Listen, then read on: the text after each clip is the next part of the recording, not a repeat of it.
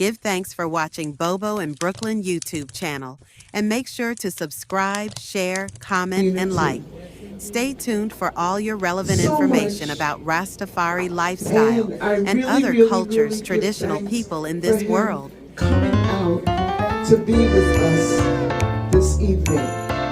So if you have your pens and paper, your ears open, your cell phones off, and your palms up, ready to receive what this beautiful human being is going to offer today, please do so. But before you do that, please stand up and welcome our elder, Professor James Smalls. Please.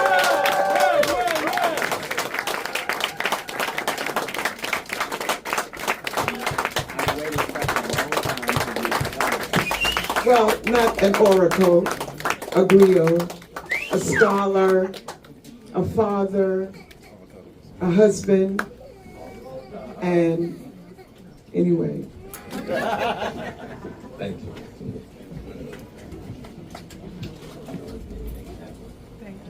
You can have your seat, please.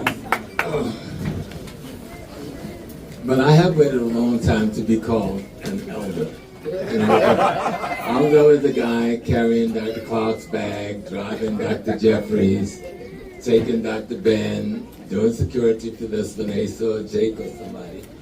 And I never thought I'd ever become an elder. I mean, because I was always that guy, the security man, call Brother Small. You want to get to call Brother Small, there's trouble, call Brother Small. Then one day Brother Small's knees started hurting, you know.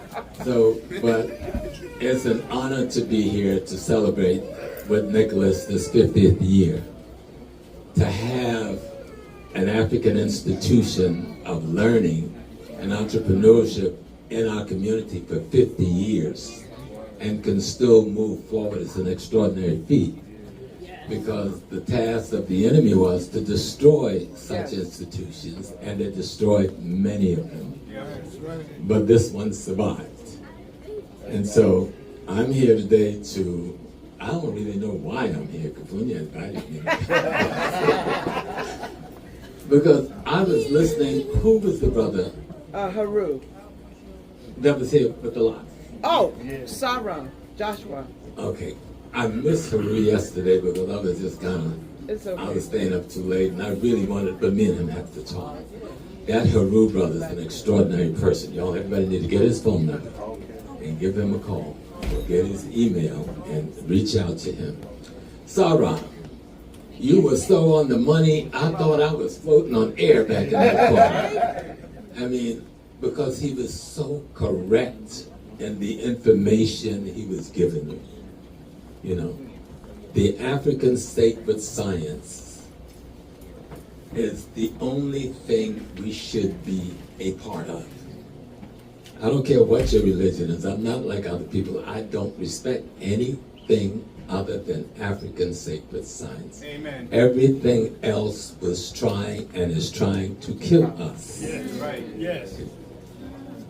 So we may have made it feel sweet, taste good, and we put it in a black robe, and we wrapped his hair real nice, but all other variations from African sacred science is out to kill the African being. Yes. Yes. And I know that can hurt some hearts, because I was a good Muslim. I could salam alaikum it better than anybody. Went to Mecca, did their thing, and it was in Mecca that the African spirit came and said, you do not belong in this thing. And I never went back in a mosque to teach after I came from Mecca, because I saw something there, and the something told me who I was relative to where I was. Okay. And we've broken off bits and pieces of this Abrahamic mythology, and we've made it all kinds of things because we had no choice. We had to use what we had to survive where we were. But at the end of the day, there is only one way. There is only the way of the universe.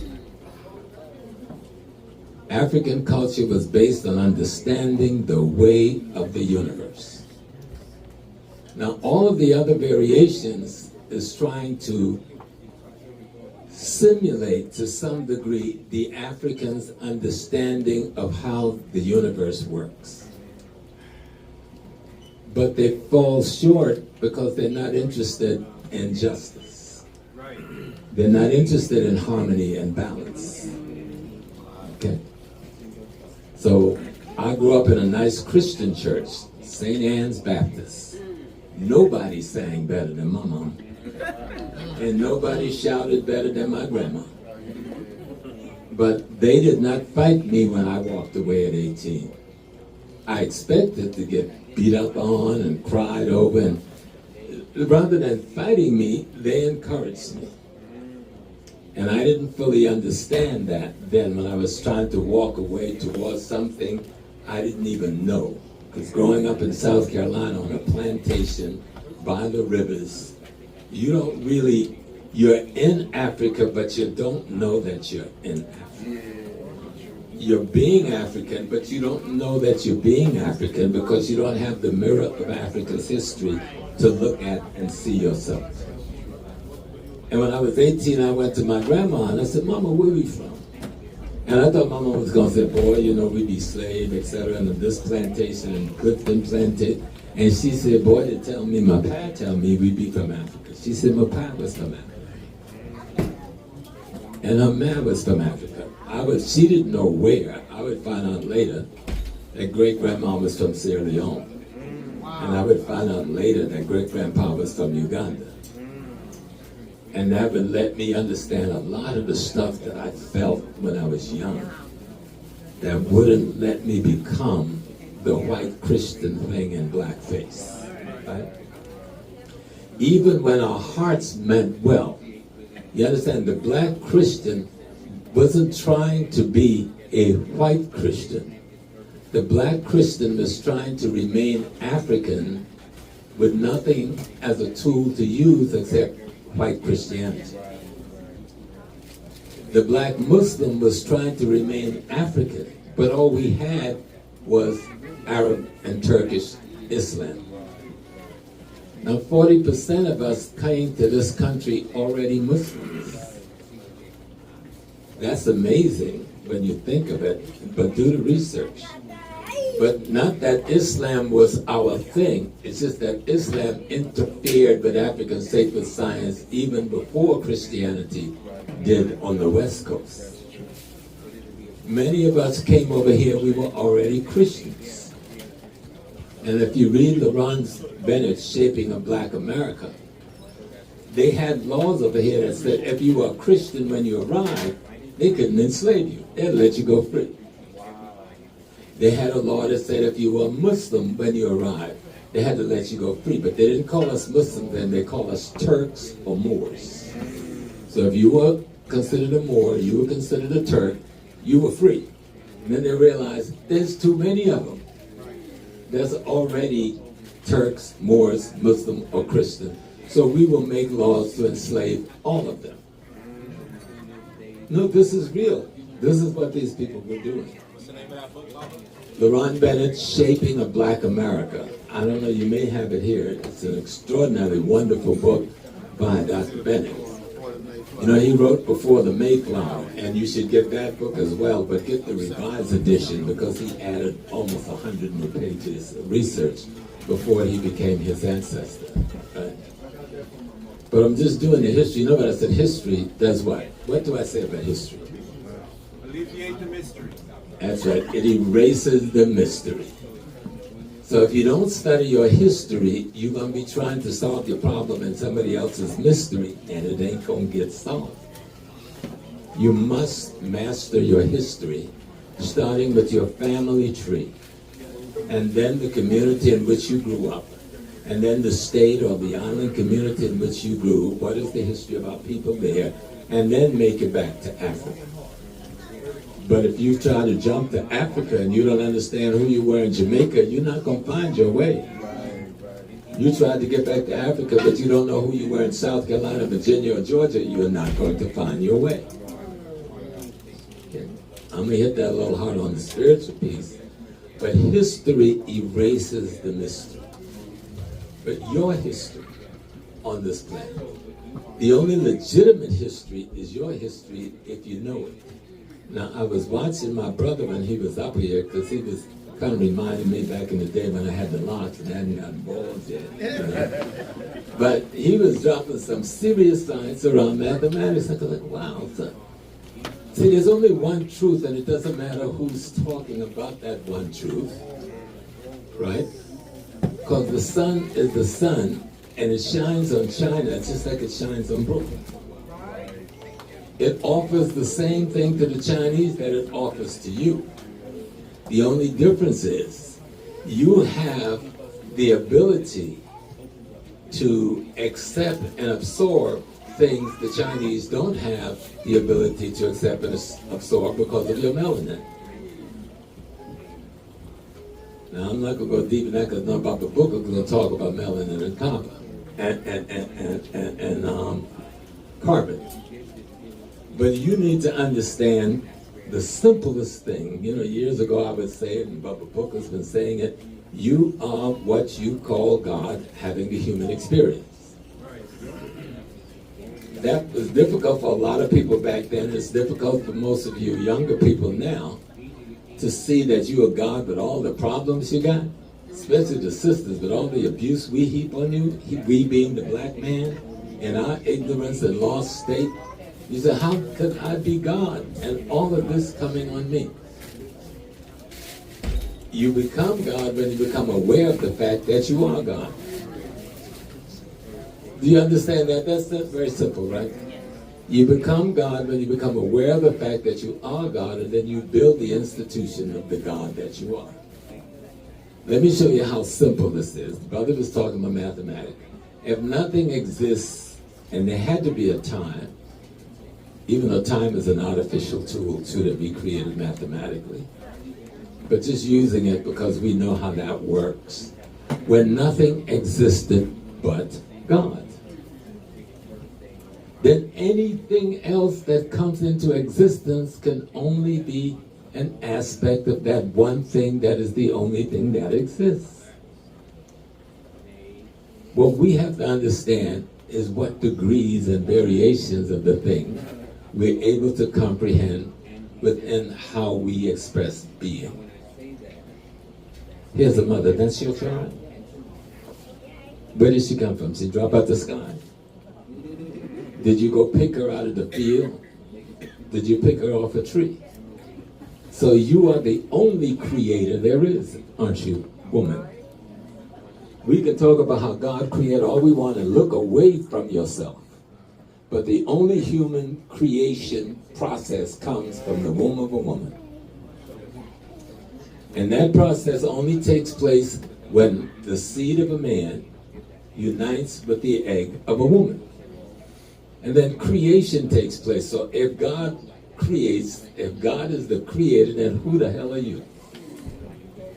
God having this experience. I mean, you are that aspect of God that creates human beings. You can't get around that. Take all of the books you need. I'll take another month and come back and see if you find an answer different from that, because there aren't any answers different from that. But you must perceive yourself as who you really are if you want to be who you really are. And it's a frightening thing to realize I'm God and I've been taking all this. I've been taking all of my life. It can be very frightening. And when you've been hurt and beat down and abused and misused so much and so often, it's hard. It's very hard to feel like I am worthy of the greatest love there is, when you've barely been given love at all. How do you look in the mirror and say, no, I'm worthy of the greatest love, of the best kindness, of the best of everything. I'm worthy of all of this. Then you ask yourself, why haven't I received it? Because we didn't know we were the recipient. We kept looking up there for some invisible thing that's supposed to be the recipient. We kept getting hung up on names. No, his name is Allah. No, his name is Jesus. No, his name is Oludumare. No, his name is this. It doesn't make anything what you call it. Because the it didn't give you a single name. You made all that stuff up yourself. Now, some of us attempts in trying to define the qualities, attributes, and powers that we realize came from the thing. But at the end of the day, my mother was the greatest God I've ever looked in the face. And I was missing her a lot in the last week. She in that body that she was in, she left in October. But there was just something in the last week. She was just all over the place. I have to figure out, maybe ask Lloyd what's going on with that one. But I'm trying to let you understand, we put the thing we are looking for too far away from ourselves. You know, brother was talking to you about the science of mathematics, and I love what he said. He's the only other person that I've heard say that we didn't have any priests or preachers back in the day. We had scientists that was being in certain aspect of the greater knowledge. Some mastered astronomy, some mastered mathematics, some mastered geometry as a part of the mathematics, some mastered botany, some mastered many other things. And so what we have to understand is that we've got to define ourselves to ourselves. And y'all let peace come there. Let it be peace. Just let it go. Okay? It's hard. Breathe. Just take a good breath. If we know that this one thing, you know, if you watch the sun, and I understand why our ancestors used that as the great symbol, it gives all this light, right? And we, in our science, says, oh, there's sunbeams, and then we said there's sun particles. But all of it comes from that greater light. All of the little tiny lights that come from the sun contain the totality of the great light. They're miniature replicas of the great light. That mother that I'm talking about, that I miss so much, is sitting right here in this chair, having this conversation. I am my mother and my father going forward. My mother and my father was me yesterday. My children are me partially in today and tomorrow. When mama and daddy gave birth to me, they did what? They gave birth to themselves. You feel this. You got to really understand this if you want to get out of the darkness into some light. When your parents gave birth to you, they gave birth to themselves. You understand? You are they in the next step of their being. They were you in the step before this step. What history allows you to do is to remember the connection,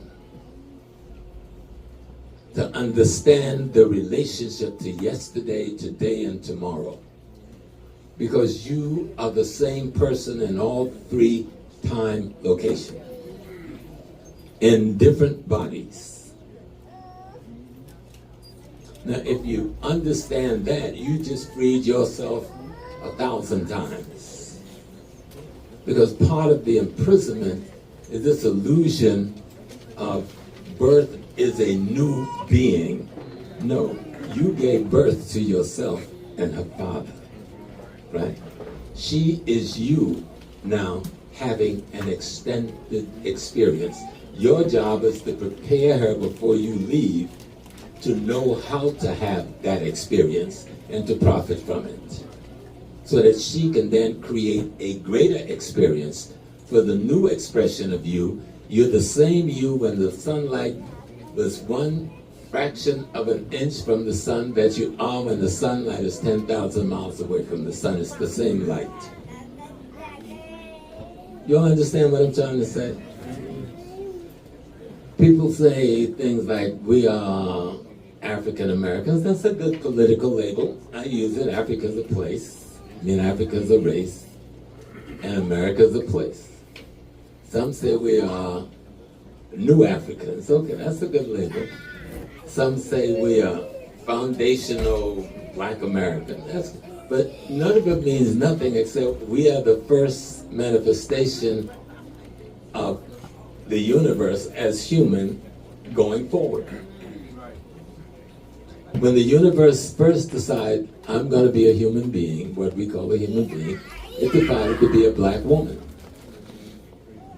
I know sometimes women say that feels good and the brother starts shifting in their chair. You can't have no babies through your rectum. That's white folks stuff. Okay? So we need to get straight. In order for life to have gone forward, when the universe decided, I am going to be a human being, the universe decided, I'm going to display myself as an African woman, because she's the only one that could give birth to everything else that exists, that calls itself human. This is like the kindergarten stuff that we got to learn if we really want to be free. Because everybody woke up this morning and we had one thing on our mind: how I'm going to feed myself today, how I'm going to clothe myself tomorrow and today, how am I going to be in shelter today and tomorrow. You can't get past that. Somehow we speak to one another as though we have the answers to that. We don't even have the most fundamental answers. How am I going to provide food, clothing, shelter, safety, and security for myself? How am I going to be like Nicholas Bookstore and last for 50 years? What are the qualities and attributes that Nicholas had that allows this family to go through this continuum? What part of the law, we call it the laws of nature, that we exercise? You know, we talk about ma'at, truth, justice, righteousness, harmony, balance, and reciprocity. We got the nice scale and the beautiful system. And I see them drawing the system with all the locks. It's like we do when somebody says Oshun. There never was no woman named Ma'at. There never was a woman named Oshun. I mean, there are people named Oshun. But Oshun's prototype is the quality and attributes that's alive in all human beings when you bring it to life. It's alive in nature, and that quality of an attribute is called intuition. That's what Oshun is, not a woman running around in a yellow dress. It's the intuitive spirit within every human being. That's what you need to bring alive in yourself. So we have to learn how to teach what needs to be taught. The brother was breaking down some of the science of Ifa, and I go, I need to sit at his feet because he understands it. It is a sacred science. But much of his knowledge is what the scientists must know. We, the lay people who go to work every day, we don't have time to know all of that. That's why we have the scientists, and we're willing to compensate the scientists to help us with these things when it comes in our lives. But we must first learn how to respect our scientists, male and female, who have these bodies of knowledge that we can turn to. We turn to Lloyd when we need a certain body of knowledge, you know? And so what we do have, though, is the general body, that we are an expression of an aspect of the divine essence having the human experience. We are an expression of aspects of the divine essence having the human experience. If you can get that locked into your psyche, keep it there, because that's who you really are. I am God having a human experience, whatever we mean by that thing, God. If you think the thing God is something you're supposed to worship, you already lost your way. Thank you. You already lost your way. And in any ancient African tradition, they'll tell you you don't worship those things. You don't worship orishas. The orishas is a scientific construct that was put together by our ancestors to help you understand the ecology and cosmology that you're a part of. Not something for you to worship. You respect the body of knowledge, but you don't worship it. That's a foolish behavior. And we've been in existence longer than anyone have the capability of measuring. No one knows when existence began to exist. No one knows when existence began to exist. So as for all the calendars and all of that other stuff, what people should say is this calendar was created from this date and this set of experience to now. There is no beginning, there is no ending in this thing. No one can tell you that beginning began. Okay? No one can tell you that something will end. Because if it could, then existence could stop existing. Right? Now, I'm speaking to you from African sacred science. The average African, before we met the Arabs and the Greeks and the Romans and the Europeans and others, we didn't think of Jesus and death and dying and going to heaven. Before we met the Muslims, we didn't pray 5 times a day, and we were bathing long before Muhammad was born. We did not need some people running around out of the desert, the descendants of the Greeks and the Romans, to tell us that we had to take a bath. We had taught them how to take baths. Long before we went to Spain, we taught the others, the Greeks, the Romans, how to bathe their filthy bodies. Now, I'm not being defaming towards any group of people, because most of the personages I'm mentioning never proved in time that they were people. And if you think I'm wrong about their inability to be clean, ask the millions of dead Native Americans what killed them. It wasn't a bullet from a gun. It was disease from the Europeans' bodies. They killed 90% of the native people in the islands in Central South America, North America, with their disease. The reason their disease didn't kill us, because we've been having interaction with them for thousands and thousands of years before they ended up over here.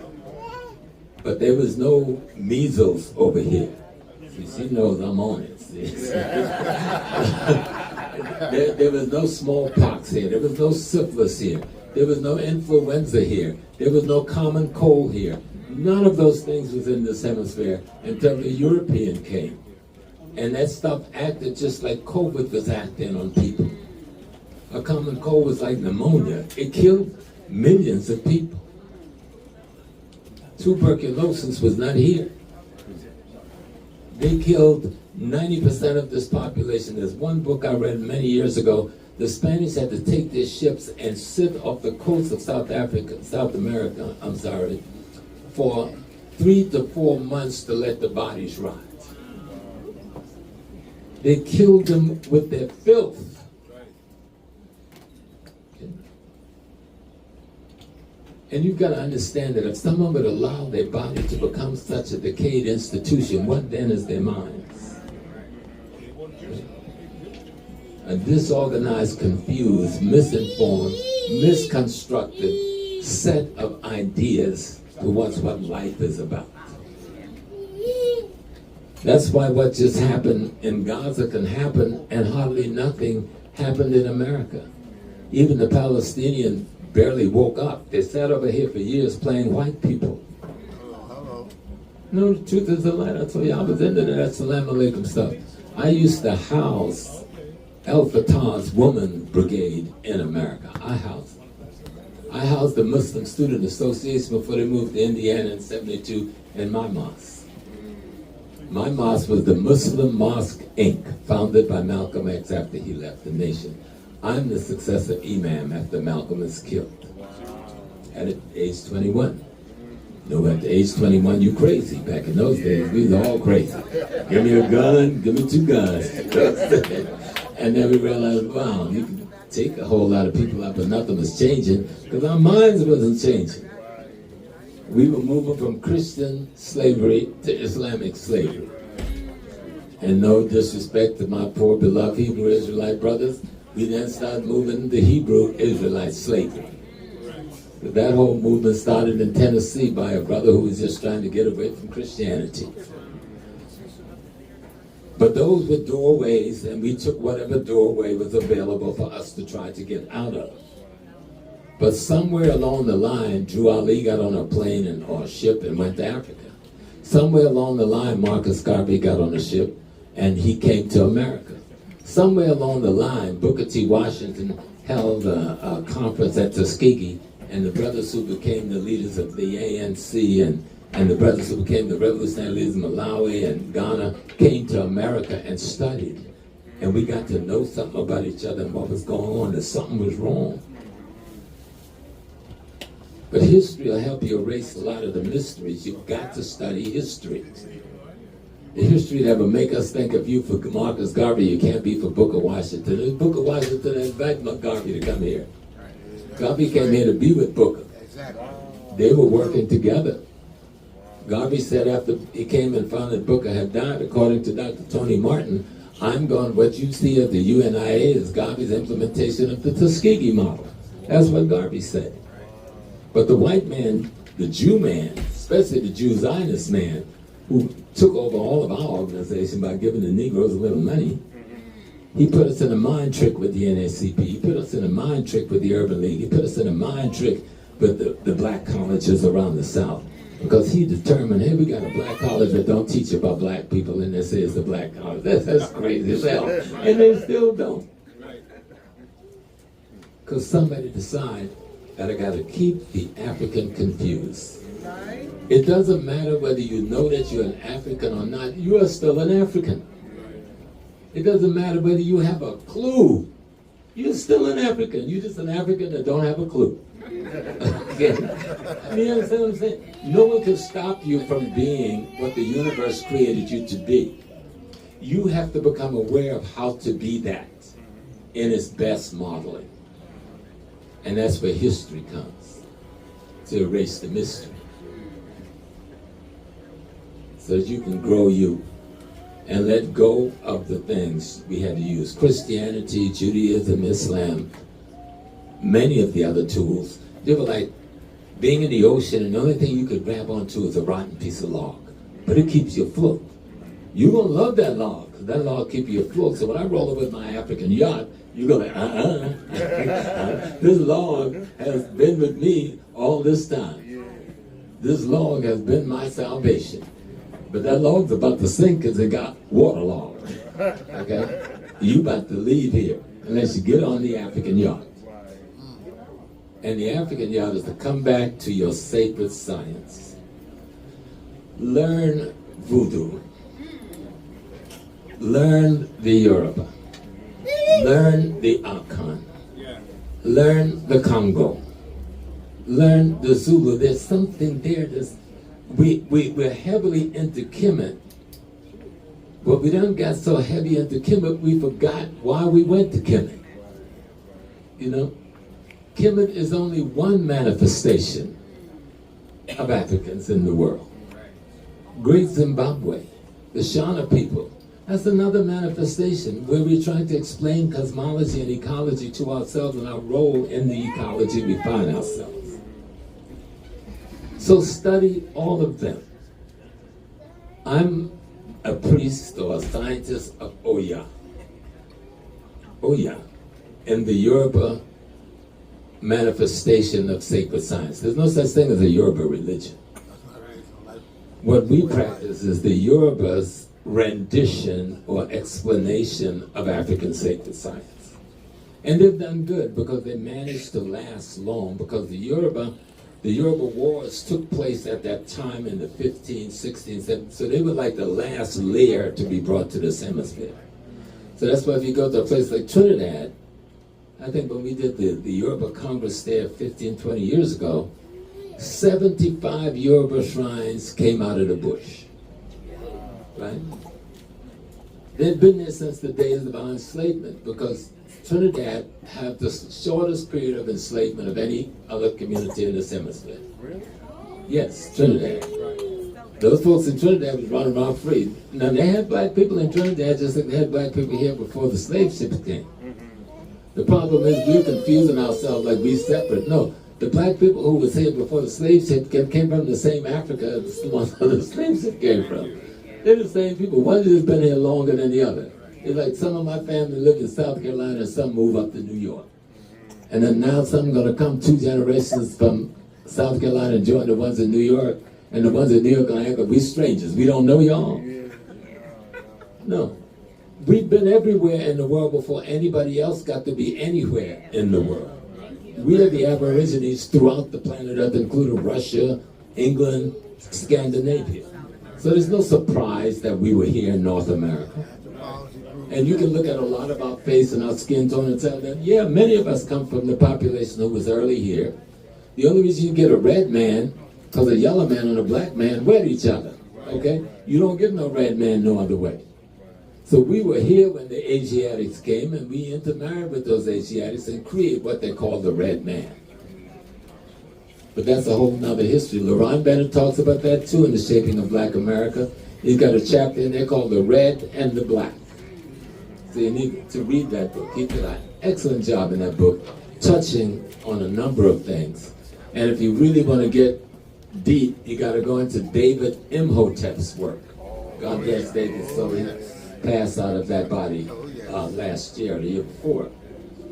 But you've got to study the history. Don't play with your history. That's your blueprint. You used to be, is your mother still alive? You used to be your mother. I still am. Good. I knew you were. I look just like her. When I look in the mirror, I see her. You see her. And you are her. I am. You are your grandparents. Oh, yes. You are your great-grandparents. You are your great-great-grandparents. And those are not cliches. If you don't understand that as the most fundamental aspect of African sacred science, leave all this stuff alone, y'all. Go back home. And be what white people have construed you to be. But if you want to be free, you got to know who you are. Don't be afraid. It ain't going to hurt you to be God having a human experience. Jesus ain't God, okay? Jehovah ain't God. Allah ain't God. You hear, Brother Small? You are the closest thing, you hear me, to a God you are ever going to meet.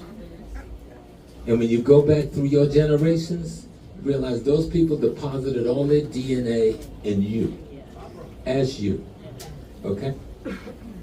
Your job is to develop it to the next level. The job of your enemy is to keep you from doing that. Malcolm X used to tell us the secret to life is to have no fear. Fear nothing. If somebody kill you right now, you can't really die the way they say we die. Okay? So they put this fear of something that is an absolute necessity for you to grow and have us afraid. I ate some broccoli this morning. I had to kill that poor broccoli friend of mine in order to eat. But I am the broccoli. I am the carrots. I'm the potatoes. I'm the orange, the apple, the peaches, the blueberry, the raspberry. I'm dirt. I'm every one of the minerals that you find in the ground. I'm the dirt. And all of those fruits and vegetables grow out of the dirt, bringing aspect of the dirt for me to use to build me. But it was impregnated by the light of the sun, the reflected light of the moon, the light from the Milky Way and the other parts of the solar system. All of it is absorbed by us and the things on this planet that we call our ecology. That light, this dirt, is who we are. You know, some of us are old enough to remember when we were young and people used to say, everything is everything. We didn't understand. This is all the older guys sitting on the stoop with their little bottle of wine. They're like, yo, James, sit over there, boy. Everything is everything. And we didn't understand what they were saying. Now, they probably had forgotten why they were saying everything is everything. but they were continuing something. Just like when we open a bottle of whiskey or wine, we put some on the ground. We don't quite know why we're doing it, but we know we've got to do this because the one before us did this, and there must be a reason for doing this. Right? So the point I'm making is like, nothing can stop you from being an African. You're just unaware of the fact that you are. You never stopped being an African. As a matter of fact, even when you were in your worst Negro state, you were still being an African. And had you not been an African, we wouldn't be sitting in this room today. Nicholas Bookstore would have never come into being.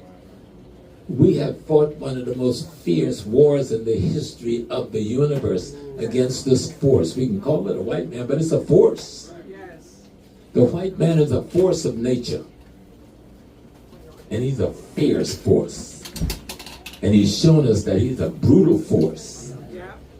But guess what? We are nature. We are nature. He is simply a mutant that's out of its place. He's a mutant that's out of its place. But because we are not in our place, we can't put the mutant in its place. So we need to get back in our place. And our place is that body of knowledge that young man was talking to you when I walked in earlier. You must understand mathematics. You must understand why mathematics was brought into being by the ancestors. You must understand how mathematics organize your mind. You must understand, yes, you are a physical institution, but around each of us, some people say, oh, I can see their aura. There's other institutions that is created out of you that is all about you. Every one of those persons that you call an ancestors had a light emanation. And when you walk, some of that is walking with you. Whether you like it or know it or not, your ancestors walk with you, whether you're aware or unaware of the fact that they're walking with you. When you become aware of them walking with you, that's when you can utilize the light that they've left for you. You understand? So the question, I think Elijah Muhammad is your brother with an F-O-I hat sitting up in here. Salam alaikum, brother. He told us, what did the messenger tell us? Yeah, all right, I'm going to have one of the bean pies before I go to. Because I happen to love bean pies. Yeah. Well, one thing the messenger brought to us in a heavier sound, know thyself. The know thyself. But we let white people confuse us. This is, you got to fight against one another. Y'all got to fight Elijah Muhammad people. Y'all fight against the Garvey people. Y'all fight against the Malcolm people. Y'all fight against the King people. And y'all fight against the Fannie Lou Hamer people. All of them are saying the same thing, just in a different way and in a different location. Know yourself to free yourself. And even today, you're here. Now, what I've been talking about is what you call spirituality. So if you're not used to it like that, you want to hear it like religion, worshiping somebody. I don't worship nobody. And I don't worship nothing. I'm trying to learn and understand the sacred science that the ancestors delineate. Somebody looked up in the sky one day and said, when that star is right there, and that constellation is right there, and the sun is right here, and the moon is right here, something is going on the earth. And every time that star gets right there, and the moon does this, and the sun does this, and the constellation does this, that same thing is going on the earth. So if I watch it long enough and see it repeats itself 3, 4, 5, 10 times, I know that that is a law. There's a rule there that says when all of these things are in space like this, and it lines up with the same things on earth like this every time, then I declare that a law that should be understood and adhered to. Okay? And so, brother, I'm broken up being, but you know I love you, don't you? Yes, sir. Something like that. So, you understand what I'm saying? I remember when I was little and I'd go to the newspaper and he says, what's my sign? Matter of fact, when we were teenagers, that's the first thing the sisters want to know, but the brothers, what's your sign?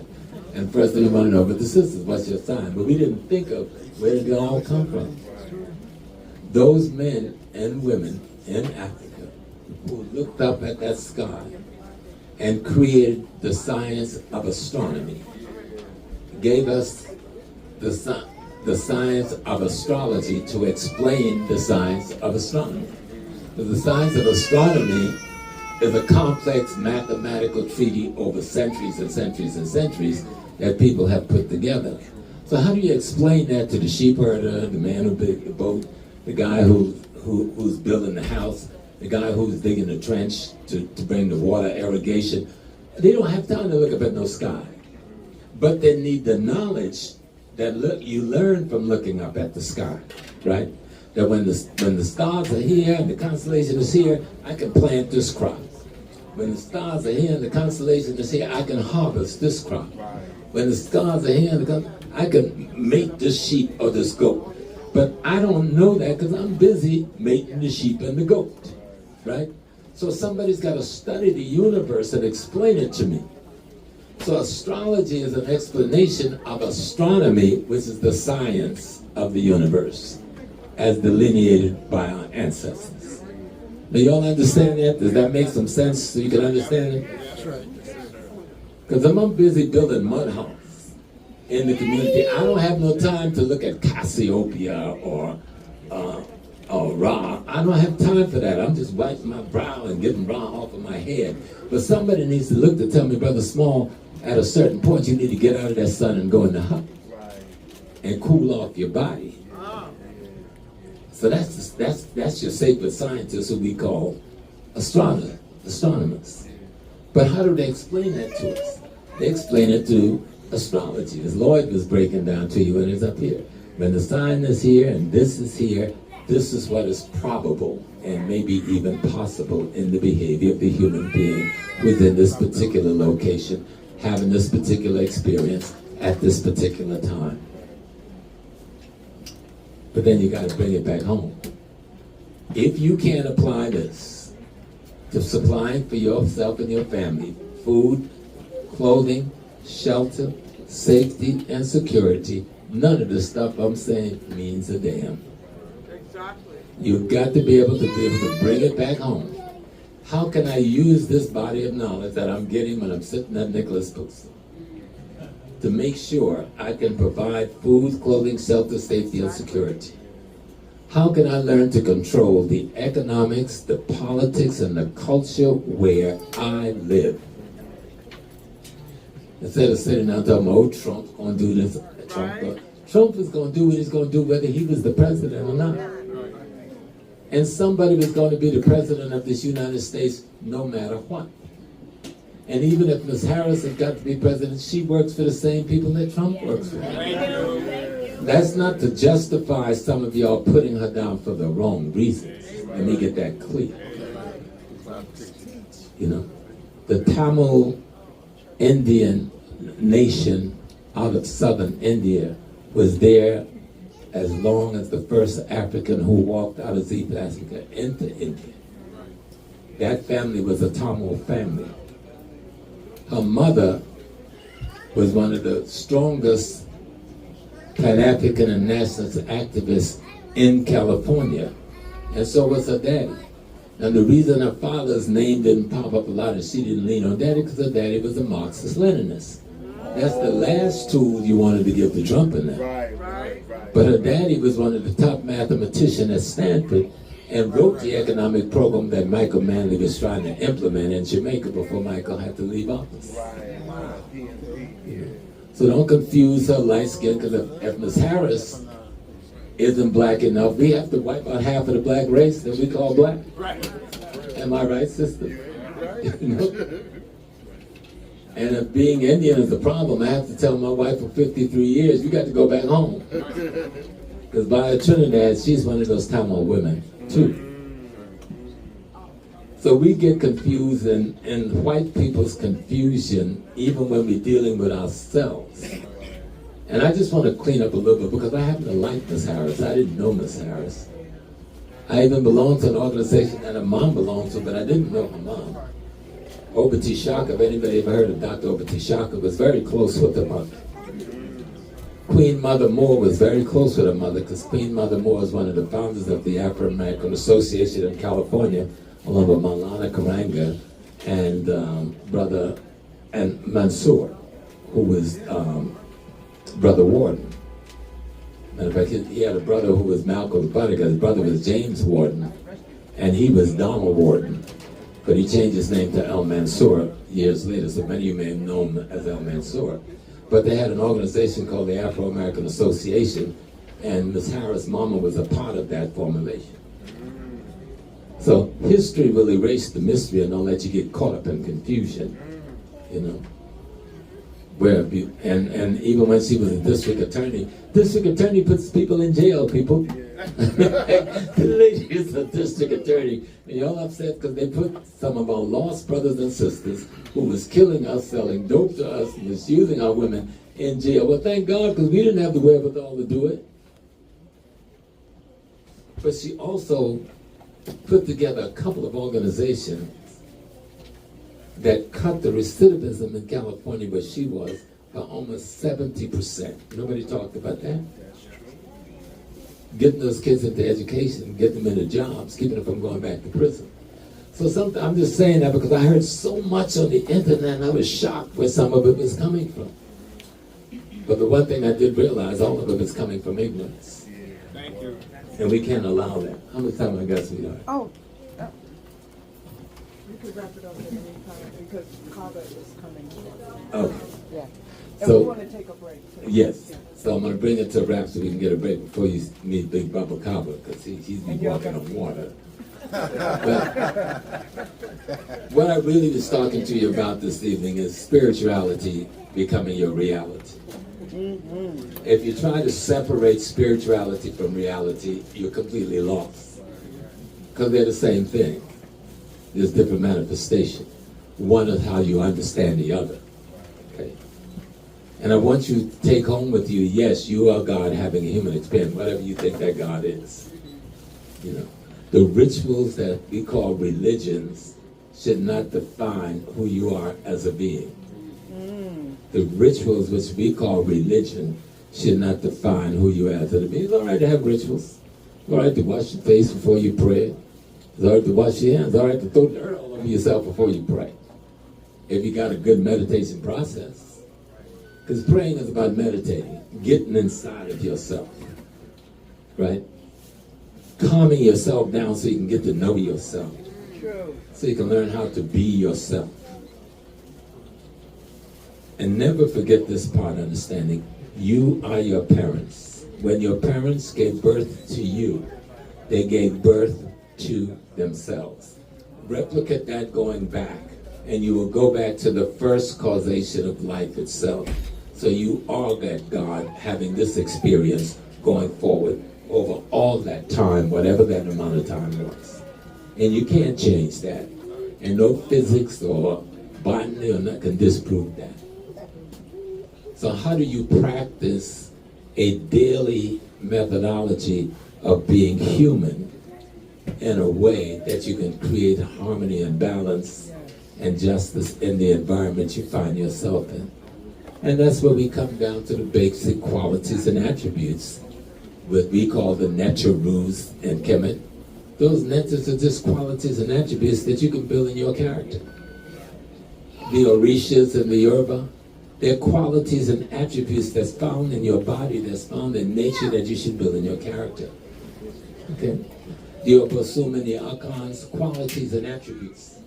In Islam, they call those same qualities the 99 names of Allah. They're qualities and attributes you build in your character. But teaching methodology has got confused because every teacher that think they have a bit of knowledge wants some servants. It's enough to have you as your own servant. That's too much to handle. Be subservient to no one or nothing except the truth Yes. as you learn it. Thank you. And I'm going to bring it to a close of this. Religions are nothing but methodologies for trying to understand divinity. Religions are nothing but methodology for trying to understand divinity.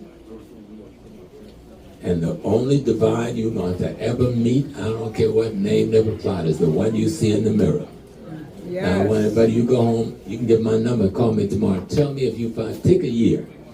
And if you find another God, and you find another divine, give Brother Small a call.